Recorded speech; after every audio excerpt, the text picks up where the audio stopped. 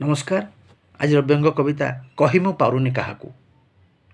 शुकुटी भाउज घरे पशिथिली, शुकुटी भाउज घरे पशिथिली, लुचि लुचि दिने रातिरे सनिया भाईटा शोईगला परे, सनिया भाईटा शोईगला परे कथा हेबे ता साथिरे। घरु खाई पी आसीथिली तेणु, घरु खाई पी आसीथिली तेणु खट तले जाई शोईली, मोबाइल फोन बंद करिकी थाकरे तांकर थोइली। सनिया भाईर खट तले थाई, सनिया भाईर खट तले थाई रहिली सुजोग आशारे।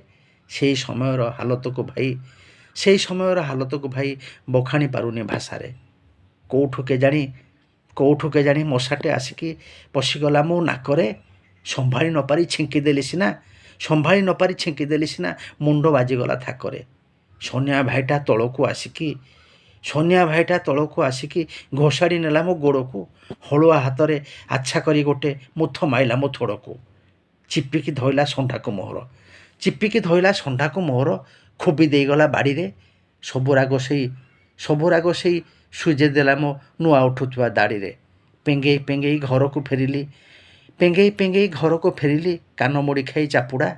10 दिन जाए दाग रही बेक षंढार मो आपुड़ा, बेक षंढार मो आपुड़ा। धन्यवाद।